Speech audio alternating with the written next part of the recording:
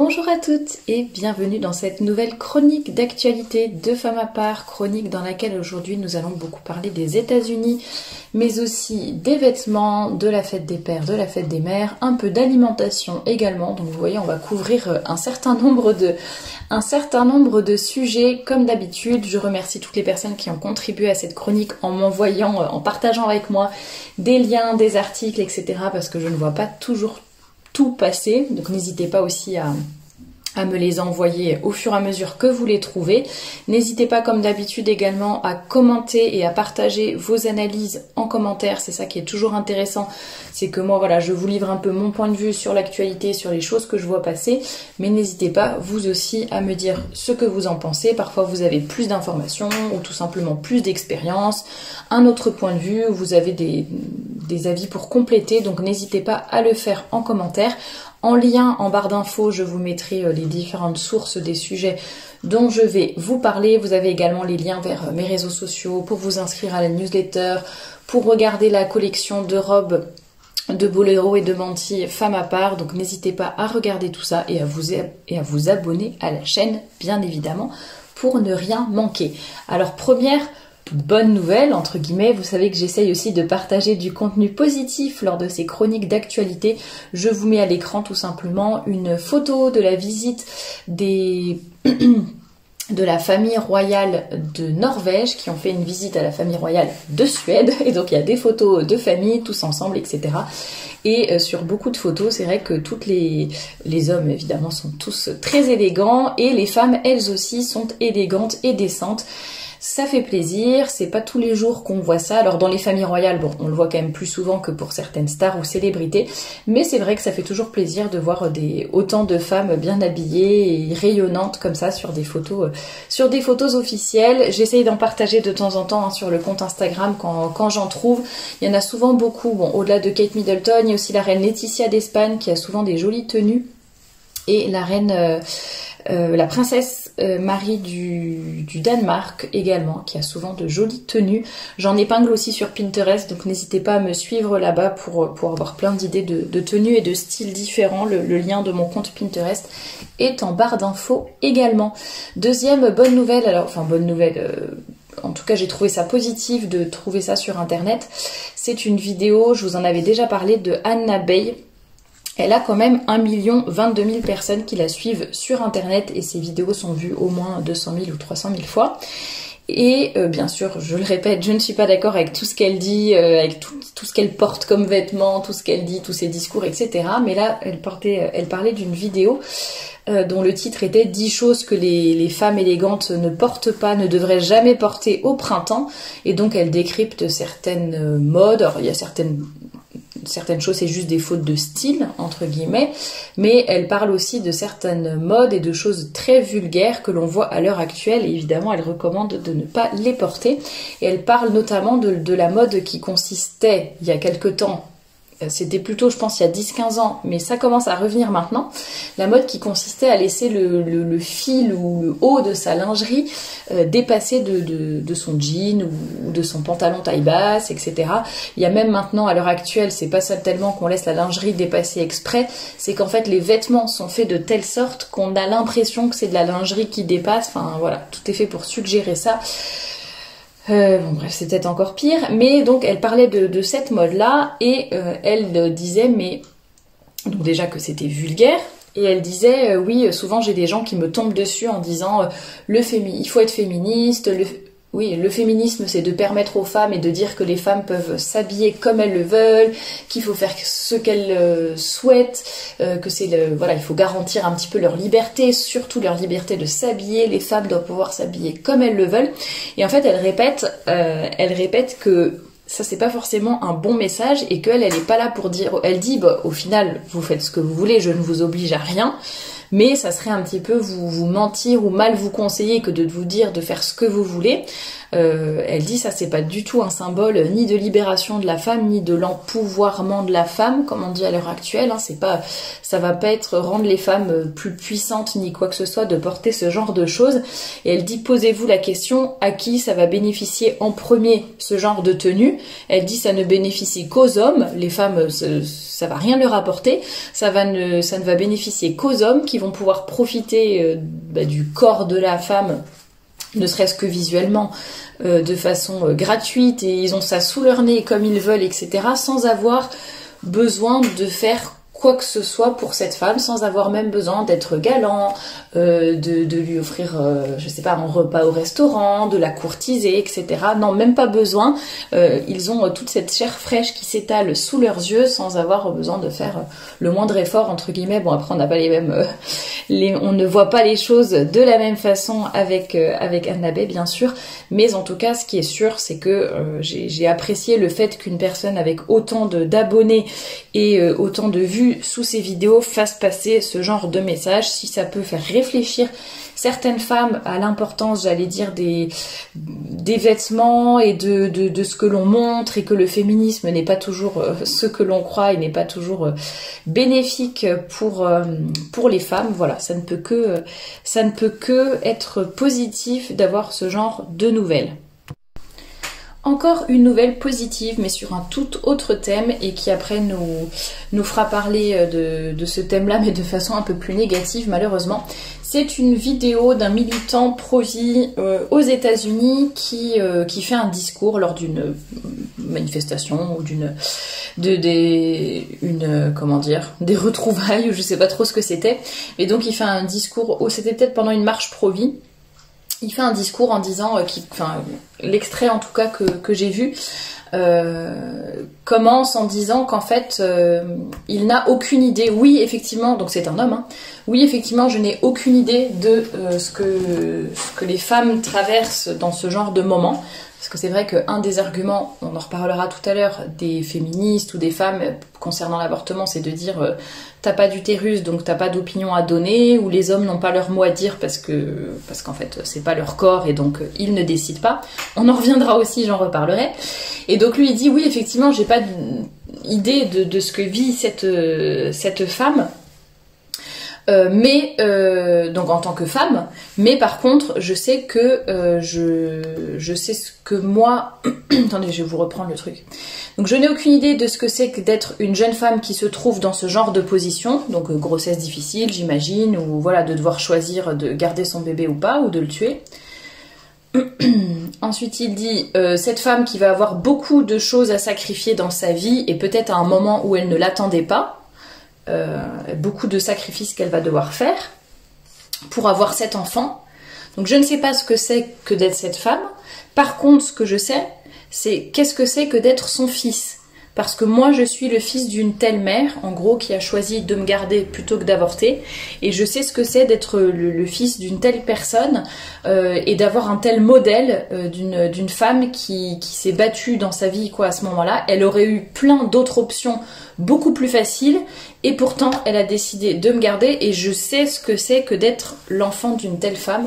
Enfin, j'ai trouvé ça assez joli qu'ils le disent comme ça, en disant bah oui, peut-être que je peux pas me mettre à la place de cette femme qui a un choix difficile devant elle, mais par contre, je sais ce que c'est d'être le fils d'une femme qui a choisi la vie, qui a choisi de garder son enfant, et d'avoir une femme aussi courageuse et une femme bien dans sa vie, et comme modèle et comme mère, tout simplement.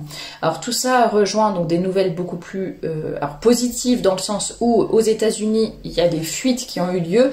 Apparemment je ne sais plus quelle institution aurait décidé, je ne sais plus si c'est le Sénat ou le Congrès, qui aurait décidé donc de limiter, voire d'interdire l'avortement dans la plupart des cas aux États-Unis. Et en fait ensuite, donc ça c'est le gouvernement central qui décide, et ensuite c'est chaque État dans les États-Unis donc qui va décider si ils suivent cette réglementation ou s'ils acceptent des exceptions, etc.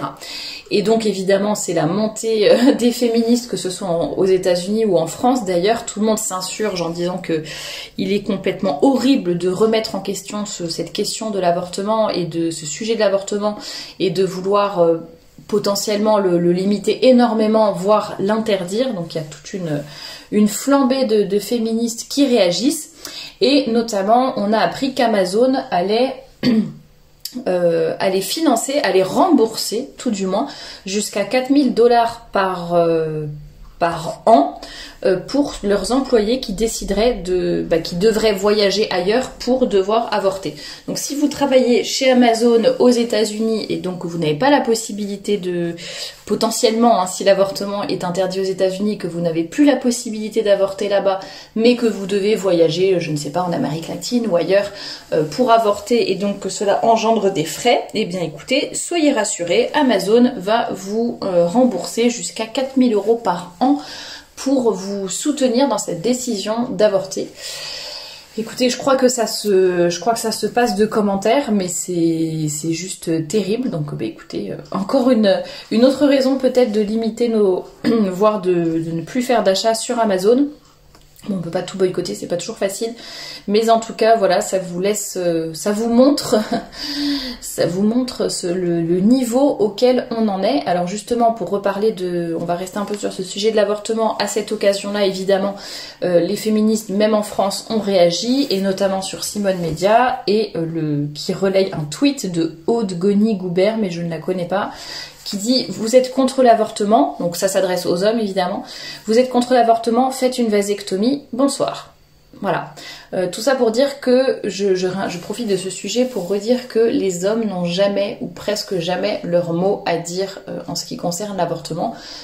Bien sûr, il y a des hommes qui mettent énormément de pression sur leurs femmes, leurs compagnes, leurs fiancées, leurs copines, peu importe, pour qu'elles avortent. Ça, c'est une chose qui est tout à fait claire et évidente, mais il y a énormément d'hommes également qui souhaiteraient garder leur enfant, c'est leur fils, c'est leur fille, enfin je veux dire, et les femmes n'arrêtent pas de dire c'est mon corps, c'est mon choix, c'est moi qui décide, t'as pas d'utérus, t'as pas d'opinion, et les hommes n'ont rien à dire alors qu'ils sont parents, j'allais dire à 50%, enfin ils sont 100% père, il y a 100% la mère, 100% le père, ils ont eu un enfant ensemble, donc c'est normal que bon déjà l'avortement ne devrait pas exister, mais même en admettant qu'on ne soit pas que l'avortement ne nous dérange pas d'un point de vue moral, en tout cas évidemment c'est une énorme injustice que de ne pas permettre aux hommes d'avoir autant leur mot à dire que les femmes parce que c'est leur filiation tout simplement, donc ça n'est pas normal. Et là en plus dans ce tweet relayé par Simone Média, on voit encore cette rhétorique de dire que tout doit reposer sur l'homme, et ça rejoint un peu ce que j'avais dit à de nombreuses reprises aussi sur la contraception. Voilà, si vous ne voulez pas que votre copine avorte, eh ben faites une vasectomie pour justement ne plus être fertile, hein, ne plus avoir la possibilité de provoquer une grossesse. Voilà, bon, il y a évidemment, je ne vais pas me réétaler sur le sujet parce que j'en ai déjà parlé à de nombreuses reprises, hein, sur la pilule et compagnie, mais évidemment ça montre à quel point la société est devenue illogique, mortifère, et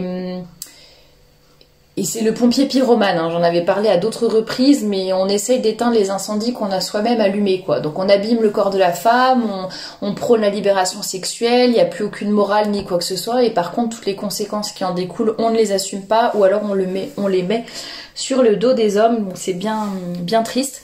Et une dernière chose à propos de l'avortement, alors ce sont des statistiques des États-Unis qui datent de 2015. Ceci dit, je pense que ça peut quand même donner une idée de ce qui se passe également en France et de façon générale, même si les chiffres ne sont peut-être plus les mêmes à l'heure actuelle. Vous verrez les proportions, c'est affolant. J'en ai déjà parlé à de nombreuses reprises, et très souvent on dit oui, mais l'avortement quand même, quand les femmes se sont fait violer, quand les femmes quand il y a une malformation du fœtus, quand il y a un danger pour la mère, etc., etc. Bon, je suis pas pour l'avortement, mais quand même dans ces cas-là, oui.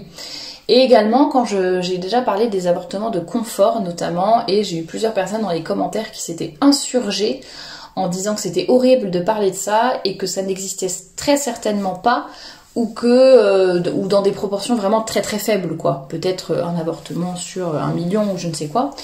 Et donc de dire que les filles qui avortent ont toujours une très très bonne raison d'avorter. Et sachant qu'il n'y a aucune bonne raison de tuer son propre enfant, nous sommes bien d'accord. Mais bon, essayons de nous placer du point de vue de la société actuelle. Et donc sur je vais vous mettre la capture d'écran, hein, de ces statistiques de 2015. Donc 0,001% des avortements ont lieu parce que c'était une grossesse qui procédait de relations incestueuses.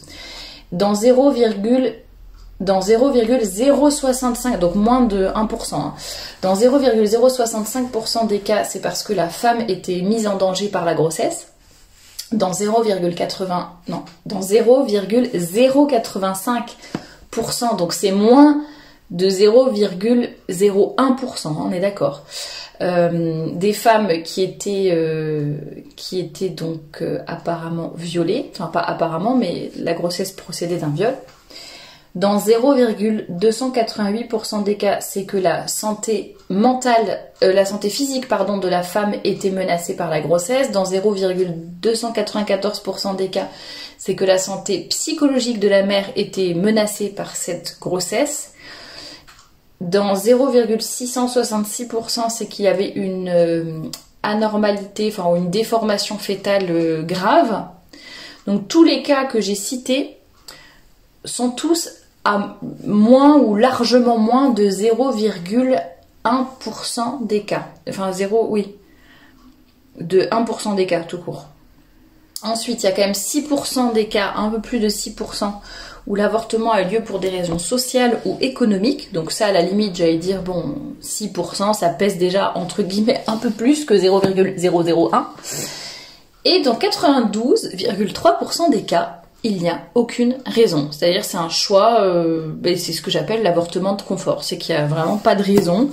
Soit, je sais pas, c'est peut-être que le sexe du bébé ne plaisait pas, c'est que c'était pas le bon moment, c'est que c'était pas le bon timing pour la carrière, pour je ne sais pas quoi, c'est qu'on n'avait pas envie de s'encombrer d'un enfant, c'est que ceci, c'est que cela. Bref, aucune raison dans 92% des cas. Donc les personnes qui font leur rhétorique en disant que attention, il n'y a pas d'avortement de confort, ou alors quand même, qu'est-ce qu'on va faire pour ces pauvres femmes violées, etc. Déjà, c'est hyper rare de tomber enceinte quand on se fait violer. Et puis quand c'est le cas, voilà, ça reste très très peu de pourcentage de femmes qui avortent. Enfin, c'est très peu dans les raisons qui poussent les femmes à avorter. Donc voilà pour des chiffres. Alors peut-être que les statistiques existent pour la France et de façon plus récente. Si vous les avez, n'hésitez pas à les partager. Ceci dit, je pense que c'est assez représentatif. C'est pour ça que je vous en parle quand même aujourd'hui.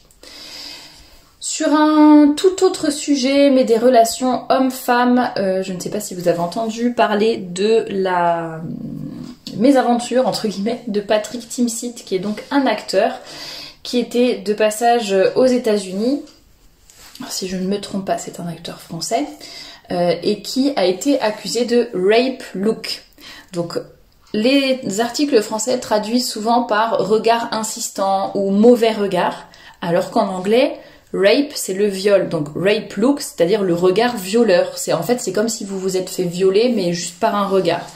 On en entend parler quand même en France, hein, je sais plus si c'est un ministre ou c'est pas Marlène Schiappa qui avait proposé ça il y a quelques temps, je pense pas que ça soit entré en vigueur, mais de punir les regards trop insistants, justement. Il y a des personnes qui se font parfois, évidemment, verbaliser, c'est le mot que je cherchais, pardon, qui se font verbaliser ou pointer du doigt ou dénoncer en vidéo ou autre parce que, soi-disant, ils auraient eu des regards trop insistants. Alors, on est d'accord qu'il y a des hommes qui ont effectivement des regards insistant, c'est même pas tellement le mot, parfois c'est des regards vraiment vicieux, pervers, tout ce qu'on veut, et c'est objectif, et c'est pas parce qu'on se prend la tête, c'est pas parce qu'on se sent victime ni quoi que ce soit, ou parce qu'on élucubre des choses dans notre tête, c'est objectif, c'est comme ça, il y a des regards horribles qu'on peut subir dans les transports en commun. Ceci dit, ça me paraît complètement utopique de vouloir les verbaliser, les condamner ou voilà, en faire quoi que ce soit. C'est très très très compliqué, à moins d'être pris sur le fait, d'être enregistré, d'avoir vraiment des expressions faciales assez exagérées, j'allais dire. C'est quand même compliqué je trouve, à pouvoir condamner objectivement, déjà. Et surtout, ce qui en découle, enfin les potentiels dérives, c'est surtout qu'en fait ça ne repose que finalement, comme c'est très peu objectif, enfin je l'ai dit, il y a des regards qui objectivement sont malsains, vicieux, etc. Mais même en le voyant, c'est compliqué de condamner quelqu'un pour ça. Et justement, ça peut être quand même assez subjectif d'un autre côté, et certaines femmes peuvent, dès qu'il y a un regard qui ne leur plaît pas, ou quelqu'un qui les a regardés 2 secondes de trop, elles peuvent très bien effectivement se plaindre d'un homme juste pour un regard, alors qu'il n'aura rien fait, ou qu'il l'aura peut-être juste regardé comme ça, mais pas de façon vicieuse ni quoi que ce soit. C'est un peu comme pour l'histoire des compliments ou autres dans la rue, hein. Parfois on se fait aborder par des hommes qui sont extrêmement polis, extrêmement gentils, et voilà, même si on n'a pas sollicité cette attention et que c'est pas toujours agréable ou rassurant, enfin ça dépend dans quelle ville on vit, mais voilà, quand ils sont très polis et il n'y a pas de problème avec ça, et quand ils sont très polis, il n'y a pas de problème avec ça, mais il y a certaines femmes qui vont en profiter pour dire, voilà, dès qu'un homme leur adresse la parole, pour les condamner automatiquement ou se victimiser face à eux, elles en profitent un petit peu. Donc là, c'est un peu la même chose pour le rape look. Alors apparemment, c'est quand même un concept aux États-Unis, même si en France, on a déjà un petit peu abordé le sujet. Donc apparemment, il aurait regardé une fille un peu... Enfin, soi-disant, la fille dit « arrête de me regarder », alors que lui ne la regardait même pas. Et quand il est sorti du restaurant là où ça s'est passé, il y avait des flics partout. Donc il dit 5 voitures de police, 15 officiers, un hélicoptère, etc. Tout le monde qui était là voilà, pour ce regard de travers, alors que lui assure qu'il n'a rien fait. Mais voilà, donc en soi, donc l'article termine en disant la prochaine fois il sera sans doute de bon ton de se concentrer sur la nourriture, mais vous voyez ce que je veux dire, dans ces cas-là on n'arrive plus à vivre et ça devient assez compliqué de... Voilà, bientôt porter secours à une femme dans la rue, ça sera considéré comme du patriarcat oppresseur, donc il faudra les laisser crever toutes seules, pardon. C'est pas très poli ce que j'ai dit, il faudra les laisser mourir toutes seules et souffrir toutes seules parce que sinon ça serait du patriarcat oppresseur, n'est-ce pas? Les regarder, on ne peut pas, les aborder ou leur demander l'heure ou leur faire un compliment, on ne peut pas, leur tenir la porte, on ne peut pas. Et en même temps, quand on ne le fait pas, c'est aussi considéré comme mauvais, hein, quand on ne donne plus de l'attention aux femmes. Elles sont quand même assez frustrées, malheureuses et elles en demandent encore plus, donc de toute façon ça n'ira jamais. Quoi que vous fassiez, j'aimerais vraiment pas être un homme à l'heure actuelle, c'est quoi qu'on fasse, de toute façon ça sera mal pris, ça sera interprété comme quelque chose de mauvais. Et donc enfin, pour moi, c'est encore une dérive du monde féministe dans lequel on vit. Et je trouve ça vraiment assez triste. Et je trouve que ça dessert les femmes, finalement, parce qu'en insistant sur des choses de telle sorte, enfin, sur des petites choses, je dis pas, il y a des regards hein, qui sont désagréables, qui sont vicieux, voilà. Mais déjà, apprenons à remettre ces hommes à leur place, pourquoi pas. Et puis voilà, essayons peut-être de lutter pour des choses plus objectif, qu'il va être plus facile aussi de verbaliser des agressions dans certains quartiers ou autres, ou par certaines populations. Voilà, faut peut-être aussi essayer de lutter contre ce genre de choses avant. Des sujets complètement différents, mais complètement. L'obésité en France, un article du Monde daté du 3 mai. Près d'un quart des adultes en Europe sont désormais considérés comme obèses. L'Organisation mondiale de la santé s'inquiète d'une épidémie de surpoids et d'obésité sur le continent. Alors pourquoi je vous dis ça? Déjà ça rejoint un petit peu le podcast que j'ai fait sur la chaîne sur le sucre, donc si vous ne l'avez pas encore écouté, je vous invite à le faire, hein, sur l'alimentation, sur la façon dont on nourrit son corps, le carburant que l'on va mettre dans son corps, le corps et l'âme qui sont liés bien sûr. Donc vraiment je vous invite à aller écouter ce podcast si ce n'est pas déjà fait. Et ça rejoint également des podcasts que j'avais déjà fait sur la grossophobie. Je vous avais dit que ça encourageait énormément les gens, enfin pas que le néologisme de grossophobie, mais pas mal de choses que l'on fait à l'heure actuelle pour toujours dire aux gens vous êtes parfaits comme vous êtes, vous n'avez rien à changer ni quoi que ce soit. Et finalement ces personnes sont encouragées à avoir des vies de patachons, à mal se nourrir, et puis finalement à grossir, à ne pas forcément faire d'exercice, à force de dire accepte ton corps comme il est, ne fais rien pour changer, etc. Finalement les gens vont sous prétexte de grossophobie aussi, il y a de la grossophobie qui existe, mais la plupart du temps, c'est surtout qu'en fait, les gens ne veulent pas se remettre en question, ne veulent pas admettre qu'en fait, leur surpoids est mauvais pour leur santé, mauvais pour la société aussi de façon générale. Mais voilà, donc c'est juste un petit rappel, comme quoi on pense souvent que Thérèse exagère, ou voilà, c'est Thérèse est grossophobe, machin, et en fait on se rend compte avec ce genre d'article que ça arrive en France, c'est pas que aux États-Unis des épidémies d'obésité, c'est aussi en France que ça commence à arriver. Évidemment c'est très mauvais, inutile de vous le dire, et donc faisons attention à cela, faisons attention à notre alimentation sans tomber dans des régimes à outrance, ou dans le fait de toujours regarder le moindre complexe, le moindre kilo sur la balance, ni quoi que ce soit. J'en ai parlé de tout ça, j'en ai parlé dans mon podcast sur l'alimentation et le sucre. C'est vraiment une question d'équilibre, de modération, et on ne surveille pas chaque gramme que l'on prend, on n'est pas obligé de compter chaque calorie, on n'est pas obligé de se laisser mourir de faim pour être en bonne santé, pas du tout, c'est l'extrême, ça serait aller dans l'extrême inverse, mais en tout cas faisons attention à notre alimentation, à faire du sport, à avoir une vie équilibrée, sans faire de notre corps notre idole, sans le mettre au centre du monde et à vouloir le comparer sans cesse à celui des autres. Mais voilà, une fois de plus, c'est une question d'équilibre, et je vous invite vraiment, évidemment, à faire attention à ce que vous mangez et à écouter ce podcast si ce n'est pas déjà fait. Dernière actualité pour aujourd'hui, vous avez été plusieurs à la partager avec moi, c'est à propos de la fête des pères et de la fête des mères. Là, j'aurais vraiment besoin de vos retours en commentaire. Au vu donc un petit mot qui a été adressé aux parents, je vous mets la capture d'écran dans une école, mais bon, je pense que ça arrive dans plusieurs établissements. Chers parents, au vu de situations familiales délicates de certains enfants, nous avons décidé cette année de fêter la fête des gens qu'on aime et non pas les traditionnelles fêtes des pères et fêtes des mères. Chaque enfant a donc créé avec son enseignante 2 objets qu'il offrira aux personnes de son choix.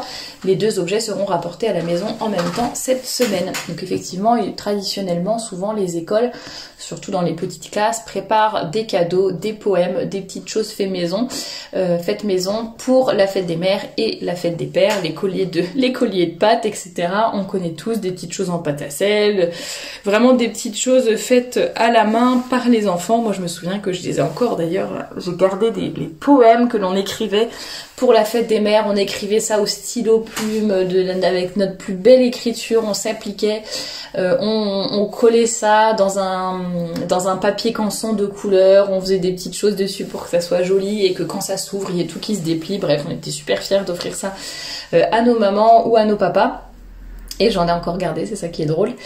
Mais effectivement, il y a certaines personnes qui disent, notamment j'ai lu un peu les commentaires dans une publication, il y en a qui disent moi mon fils il a perdu son papa il y a 7 ans, donc son père est mort. Bon voilà, il est toujours un peu gêné, ou il sait pas trop quoi faire, etc. pour la fête des pères ou la fête des mères. Bon, c'est un argument que j'entends, mais évidemment la plupart des gens c'est plus pour parent 1, parent 2, quand on a 2 papas ou 2 mamans, voilà, c'est plutôt pour ce genre de situation, et c'est là qu'en fait on voit que c'est un peu la destruction de la famille jusque dans ces retranchements les plus... j'allais dire à la fois les plus insignifiants, c'est ces petites choses de faire un petit cadeau comme ça à la main en classe, mais vous voyez, on essaie vraiment de mettre cette idéologie partout. Et quand je pense par exemple aux enfants qui sont peut-être orphelins de père ou de mère, ou qui ont des situations familiales compliquées, divorce ou autre, est-ce que pour autant, parce qu'il y a des situations, des exceptions, en tout cas des situations qui devraient rester exceptionnelles, qui sont tristes et qui sont difficiles pour les enfants, est-ce que pour autant on doit du coup ne plus faire ça, ne plus jamais rien faire? Bon, pour moi je pense pas que ça soit un argument valide, parce que dans ces cas-là, je sais pas, parce qu'il y a un enfant handicapé, faudra plus du tout faire de sport, parce que sinon quand même ça serait lui montrer, le pauvre, ce qu'il est en train de louper, et ça serait un peu le